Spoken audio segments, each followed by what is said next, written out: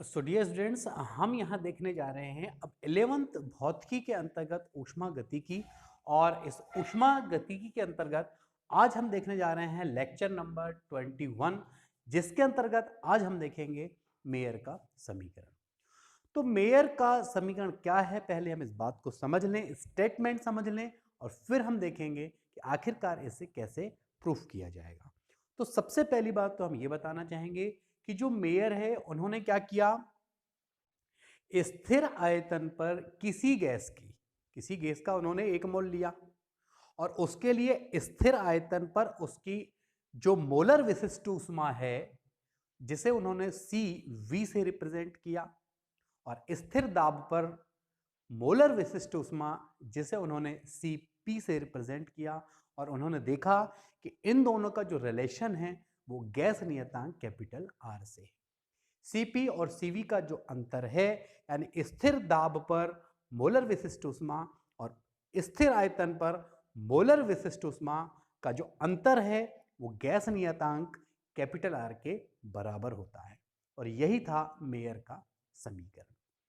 तो हम सबसे पहले देखेंगे नोट्स में कि मेयर ने क्या किया। मेयर ने स्थिर आयतन पर मोलर विशिष्ट ऊष्मा सीवी, स्थिर आयतन पर मोलर विशिष्ट ऊष्मा सीवी और स्थिर दाब पर मोलर विशिष्ट ऊष्मा सीपी का गैस नियतांक, कहने का मतलब कैपिटल आर के साथ संबंध स्थापित किया।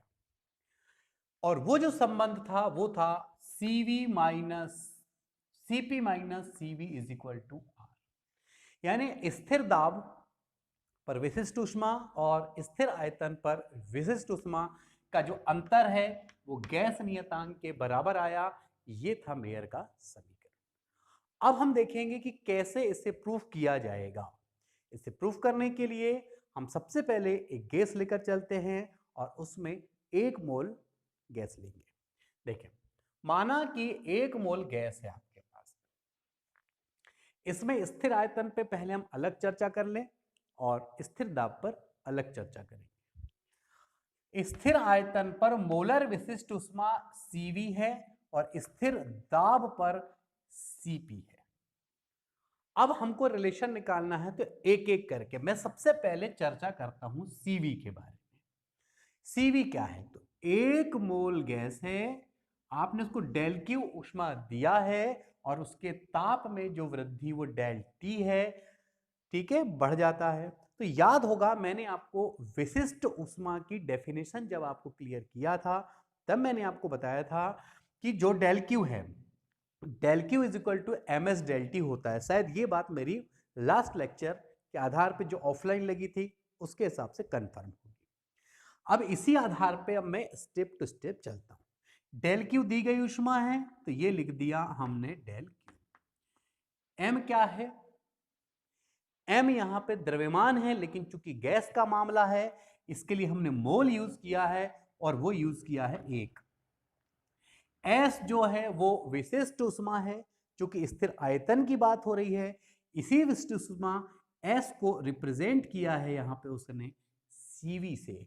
और ये डेल टी जैसे का वैसा, इसका मतलब डेल क्यू बराबर सीवी इंटू डेल टी।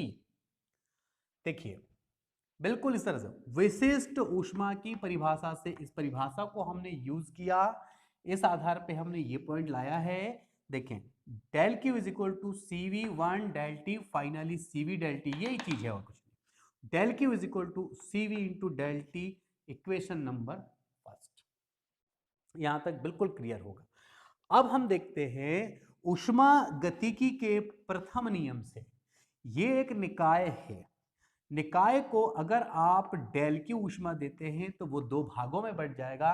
एक तो निकाय के द्वारा किया गया कार्य पी डेल वी और आंतरिक ऊर्जा में वृद्धि डेल यू। जब आपने केमिस्ट्री में ऊष्मा गतिकी पढ़ा था तो याद होगा आंतरिक ऊर्जा के लिए यहां पर कैपिटल ई का यूज किया था, यहां पर फिजिक्स में इसके लिए यू का यूज किया है। देखें तो del Q is equal to del U plus J, या इसको पी डेल भी आप लिख सकते हैं।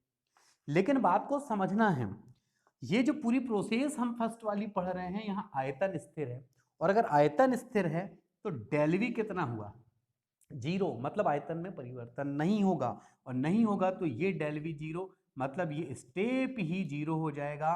तो सी वी डेल टी बराबर डेल यू, इक्वेशन नंबर 2। बस यहां तक अगर आपकी बात क्लियर है तो बहुत ही आसान है आगे। अब यहां क्लियर होने के बाद सेम सिचुएशन करेंगे लेकिन स्थिर दाब पर। तो स्थिर दाब लेंगे, गैस के ताप में डेल टी वृद्धि हुई, तब डेल क्यू बराबर इसी फार्मूले से, लेकिन अंतर बस इतना है, यहां पर स्थिर आयतन की बात हो रही थी तो एस के स्थान पर मैंने सीवी यूज किया है, यहां स्थिर दाब की बात होगी तब मैं यहां सीपी यूज किया है। देखें ये कंसेप्ट क्लियर हो गया। इक्वेशन सेकेंड, अब इसको हम दे सकते हैं इक्वेशन नंबर 3। अब उष्मा गति के प्रथम नियम से हम फिर स्टार्टअप आए, del Q is equal to del U P del V, understood matter है।